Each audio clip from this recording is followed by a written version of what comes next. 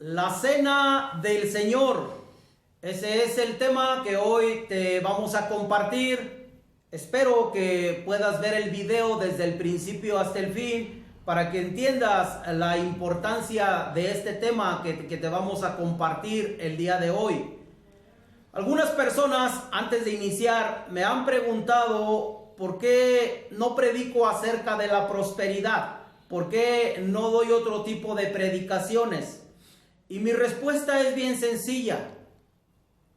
Yo no he visto en los evangelios que Cristo o que los discípulos hayan predicado acerca de la prosperidad, inmediatamente así, que te va a prosperar inmediatamente. No, yo no he visto eso. El interés de Dios sobre toda la raza humana es que todos seamos salvos. Posiblemente es un ejemplo.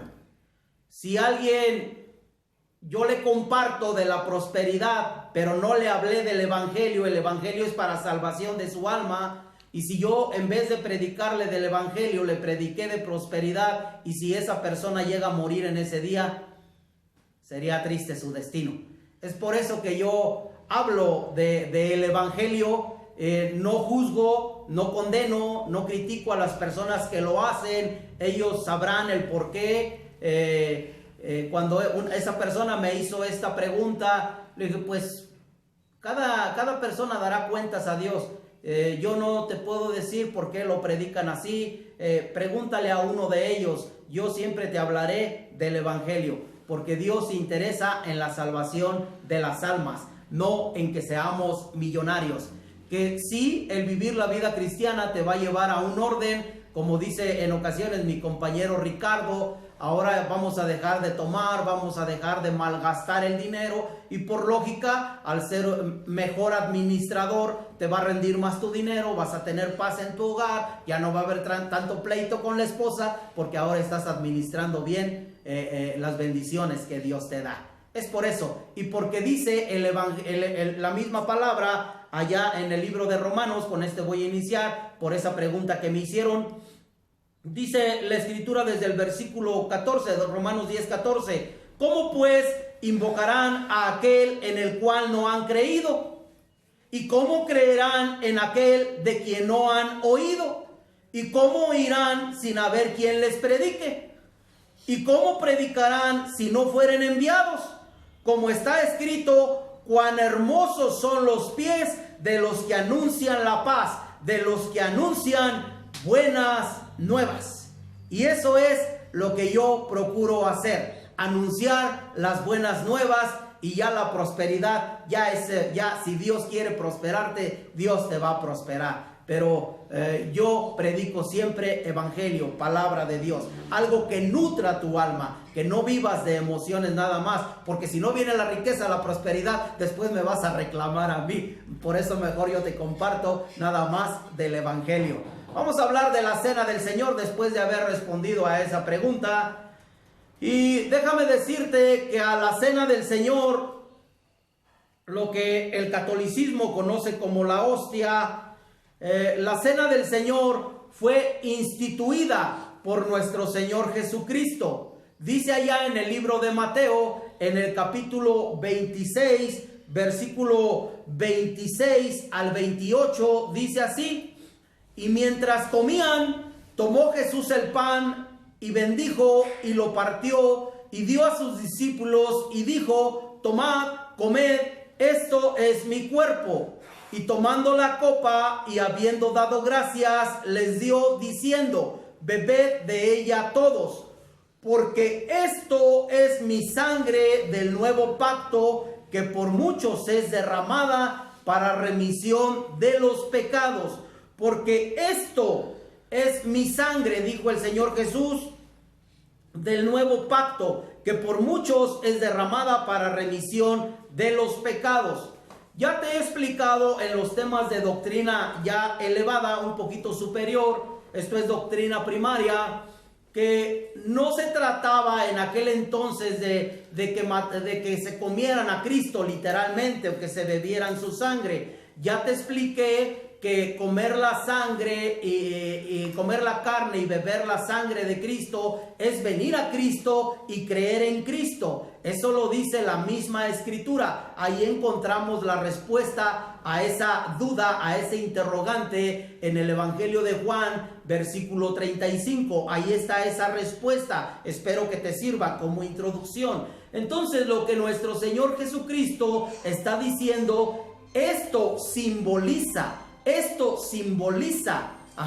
pero esa sangre que iba a ser derramada, debemos de entenderlo bien, era para el perdón de nuestros pecados. Para eso vino a morir nuestro Señor Jesucristo. Lo dice en el versículo 28, porque esto es mi sangre del nuevo pacto. Fíjate bien lo que dice, nuevo pacto. Porque durante mucho tiempo el pueblo de Israel estuvo viviendo, siendo gobernado por la ley. Pero en este nuevo pacto termina la ley y ahora somos gobernados por el Espíritu Santo. Ahora estamos en otra edad, en otra dispensación, en otra época. Y esto es lo que muchas personas no han podido entender. Estamos en otra época porque el Espíritu Santo ya fue derramado, ya está en nuestras vidas. Es por eso que en este nuevo pacto hay perdón de pecados definitivo, total para la persona. No hay un solo pecado que el Señor Jesucristo, como creyentes, no nos haya perdonado. Todos los pecados pasados, presentes y futuros han sido perdonados en la cruz del Calvario. Y eso lo vemos en el libro de Colosenses, en el capítulo 2. Te voy a invitar a que vayamos para allá. Versículo 13. Dice la Escritura, ahí está la respuesta también a esta duda, a este interrogante. Dice 2:13 de Colosenses, y a vosotros, estando muertos en pecados y en la incircuncisión de vuestra carne, os dio vida juntamente con él, perdonándoos todos los pecados. Porque si Cristo hubiese dejado en nosotros un pecado sin perdonar, ese pecado nos lleva a condenación. Por eso es necesario entender bien la doctrina cristiana. Y por eso es necesario también entender parte del Antiguo Testamento que hoy te voy a relatar para que tú lo puedas entender mejor. En el Antiguo Testamento, los judíos, porque fue instituido por Dios en el Antiguo Testamento, los judíos celebraban el día de la expiación. Ahorita te lo voy a explicar, porque es una palabra que no es muy común para muchos de nosotros. Ellos celebraban el día de la expiación, que viene siendo el gran día del perdón, o lo que los judíos ortodoxos hasta el día de hoy, a los cuales bendigo, porque el amor de Cristo nos lleva a bendecir a las personas. Los judíos ortodoxos hasta el día de hoy celebran el Yom Kippur, el gran día del perdón. Yom es día, el gran día del perdón, porque ellos, para muchos de ellos, para el judío ortodoxo, ellos no han aceptado a Cristo. Ellos, lo dice la Biblia, lo dice el apóstol Pablo, su entendimiento está embotado hasta el día de hoy. Pero cuando se conviertan al Señor, el velo se les quitará. Y cuando tú te conviertes al Señor verdaderamente, también el velo te es quitado para que ahora puedas comprender las verdades de Dios, porque ahora tienes el Espíritu Santo de Dios. En el Antiguo Testamento, en el libro de Levíticos, en el capítulo 16, vamos a leer nada más el versículo 9. Éxodo, Levíticos, aquí estamos ya. Levíticos 16, versículo 9. Dice la Escritura, y hará traer a Aarón el macho cabrío sobre el cual cayere la suerte por el Señor nuestro Dios, y lo ofrecerá en expiación. Mas el macho cabrío sobre el cual cayere la suerte por Azazel, lo presentará vivo delante del Señor nuestro Dios para hacer la reconciliación sobre él, para enviarlo a Azazel al desierto. Ahora te voy a explicar esta porción. voy a tratar de ser simple, de simplificar el evangelio. Cuando los judíos sacrificaban esos dos chivos, uno de esos chivos era ofrecido a Dios como expiación y el otro chivo era dejado ir al desierto. Pero antes de dejarlo ir al desierto, el sacerdote Aarón imponía las manos sobre ese chivo y confesaba los pecados de la nación de Israel y de él mismo. Y ese chivo era soltado libre y se iba al desierto lejos. Llevaba los pecados de todo el pueblo lejos al desierto. La palabra Azazel significa remoción completa, porque hacía una remoción de los pecados del pueblo de Israel. Ahora te voy a explicar por qué es muy importante para nosotros. Muchos de nosotros, espero que tú también, hemos escuchado que alguna persona en ocasiones lo agarran, lo toman o lo acusan como chivo expiatorio. Lo agarraron como chivo expiatorio. ¿Esto qué quiere decir? Que esa persona, siendo inocente, le echaron la culpa, cargaron sobre de él los delitos que otros habían cometido. De la misma manera, Azazel, el chivo que dejaban ir al desierto, por eso el sacerdote imponía las manos sobre él, porque ese chivo cargaba con los pecados de todo el pueblo. Cuando nosotros venimos a Cristo, Cristo es, en otras palabras, ese chivo expiatorio. Cristo carga con todos los pecados de la humanidad. Por eso dice Corintios 5:21, segunda, al que no conoció pecado, por nosotros Dios lo hizo pecado, para que nosotros seamos justicia de Dios en él. Gloria a su nombre. Y gracias por su obediencia. Gracias por la vida de Cristo. Porque Él, en realidad, aquello que sucedía en el Antiguo Testamento eran sombras de los bienes venideros. Y Cristo ha cargado, no con un pecado, no con dos, ha cargado con todos los pecados que tú y yo pudimos haber cometido o que todavía en ocasiones seguimos cometiendo, porque Cristo es ese chivo llamado Azazel. Cristo hace la remoción completa de todos nuestros pecados. Por eso dice Colosenses, perdonándonos todos nuestros pecados.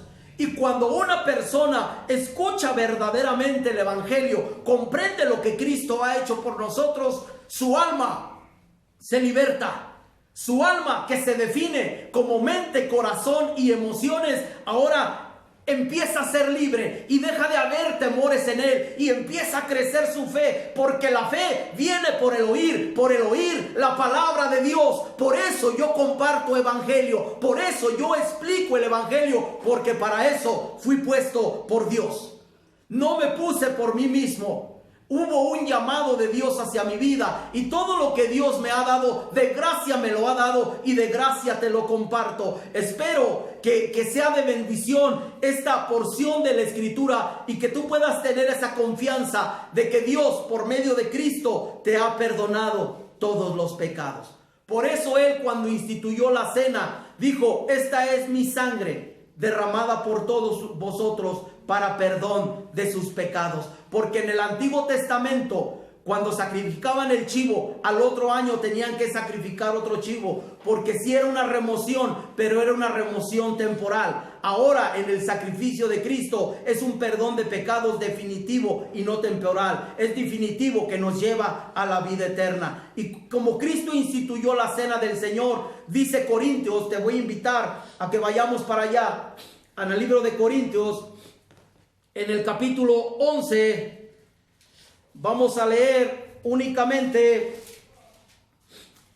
Primera de Corintios, capítulo 11, 23, 26. Dice la Escritura así, mira. 23 al 26. Dice el apóstol Pablo, porque yo recibí del Señor lo que también os he enseñado, que el Señor Jesús, la noche que fue entregado, tomó pan Y habiendo dado gracias, lo partió y dijo: tomad, comed, esto es mi cuerpo que por vosotros es partido. Haced esto en memoria de mí. Asimismo, tomó también la copa después de haber cenado, diciendo: esta copa es el nuevo pacto en mi sangre. Haced esto todas las veces que la bebieres en memoria de mí. Así pues, todas las veces que comieres este pan y bebieres esta copa, la muerte del Señor anunciáis hasta que Él venga. El simbolismo de la cena. Cuando nos reunimos como iglesia, nos reunimos para escuchar la palabra, sí, pero también para participar de la Santa Cena. Y estamos recordando, sí recordamos también que Cristo, ese pan que tomamos, ese jugo de uva que tomamos, simboliza el cuerpo y la sangre de Cristo, que en cierto momento fue sacrificado para que nosotros seamos perdonados. Y al participar de la Santa Cena, estamos anhelando su segunda venida. Porque Él va a venir por su iglesia, no va a venir por todas las personas, no va a venir por todas las denominaciones, va a venir por los que verdaderamente han creído en Él y tienen de su Espíritu Santo. Y a la cena del Señor, grábatelo bien, tú que vas iniciando, a la cena del Señor, algunos enseñan que puede participar cualquier persona, pero al ver los temas que hemos estado estudiando, solo la persona que ha creído y ha sido bautizada puede participar de la Santa Cena. Porque al ser bautizado se ha identificado plenamente con nuestro Señor Jesucristo. Ha sido sepultado juntamente con Cristo y por eso puede participar de la cena. Es uno de los dos sacramentos que Cristo dejó: bautismo y Santa Cena. Y ya te expliqué que sacramento es ordenanza, es mandato. Algunas iglesias, con todo respeto, como la Iglesia Católica, enseña que hay más sacramentos, pero eso no es bíblico. Cristo nuestro Señor únicamente instituyó dos sacramentos, la cena y el bautismo. Y a esta cena participan los que han creído y han sido bautizados. Y al participar de la Santa Cena, cuando lo hacemos de manera correcta, confesando antes de nuestros pecados para que no venga juicio, no se trata de ir nada más y participar. No, si analizamos bien todo este pasaje, dice la Escritura en el versículo 29, porque el que come y bebe indignamente sin discernir el cuerpo del Señor, juicio come y bebe para sí. Por lo cual hay muchos enfermos y debilitados entre vosotros y muchos duermen. Si pues nos examinásemos a nosotros mismos, no seríamos juzgados. Una persona, antes de participar de la cena, tú que vas iniciando en la vida cristiana, bautízate, dile a tu pastor ahí donde tú te congregues que te quieres bautizar para que puedas participar de la Santa Cena. Ahora eres parte del cuerpo de Cristo. Pero al ser parte del cuerpo de Cristo, debemos de tener lo mejor que podamos, buena relación entre nosotros. Porque si no hay una buena relación entre nosotros y hay celos, envidias, contiendas, entonces no nos reuniríamos para lo mejor, sino para lo peor. Y por eso podrían venir juicio a la vida del creyente, para que lo tengas muy presente y puedas entender lo que simboliza, lo que representa participar de la Santa Cena. Espero que el tema haya sido entendible, que lo hayas podido comprender y que sea de edificación para tu vida. Un abrazo para todos, bendiciones.